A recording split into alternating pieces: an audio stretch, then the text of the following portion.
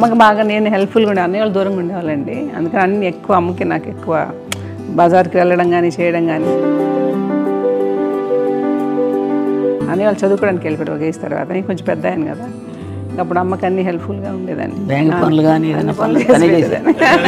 ఇది నాకు కొంచెం టఫ్ టైమ్స్లో కూడా ఆమె నీ పాటికి నువ్వే ఉండాలి, ఎవరి దగ్గర ఉండదు, ఎవరి ఇంట్లో ఉండదు, మా దగ్గర కూడా ఉండదు, నీ ఇద్దరు బిడ్డలు పెట్టుకుని నువ్వే ఉండాలి ఆమె అలా చెప్పారండి. చాలా టఫ్గా చెప్పారు. బట్ నాకు అదే ఇచ్చే ధైర్యం.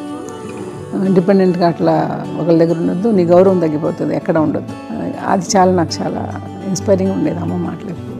నాకు ఒకసారి కొంచెం ఏదో ఒక డిప్రెస్డ్ ఇదేదో వస్తే అందరి నుంచి నేను ఏదో సెపరేట్ అయిపోయినట్టు ఒక సిచ్యువేషన్ ఏదో వచ్చినప్పుడు అమ్మ నన్ను పట్టుకుని she said I'm there for you always. ఎవరు నో అన్నా ఎస్ అన్నా ఫ్రెండ్స్ కానీ ఎవరైనా సరే ఎప్పుడు కూడా అలోన్గా మట్టుకు అనుకోకు, నేనున్నాను నీకు. నాకు ఇచ్చిన సలహా ఏం లేదు. బట్ ద బెస్ట్ థింగ్ మా అమ్మ దగ్గర నుంచి హగ్ అండి. ఈరోజు కూడా మా అమ్మని హగ్ చేసుకోకపోతే అంటే అది నాకు మా అందరిలోనూ అంటే ఆవిడ పెద్ద చదువుకున్న వ్యక్తి కాదు, పెద్దగా నా ఎక్స్పోజర్ కాదు. కానీ ఇవాళ అన్నయ్య కానీ విజయ, మాధవి, నేను, కళ్యాణ్ బాబు ఈ రోజుకి టుగెదర్గానే ఉంటాం.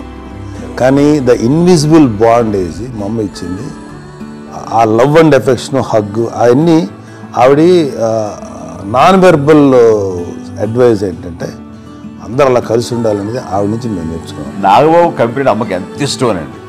మా కంపెనీలో పెద్ద నవ్వదు కానీ రిలాక్స్ అవ్వదు కానీ నాగబాబు కనబడితే నవ్వు. అందులో అత్యంత క్లోజ్ తనే. అది చెప్పే కదా ఇప్పటికీ వాడు ముద్దు పెట్టుకుంటూ దగ్గర లాక్కుంటుంది.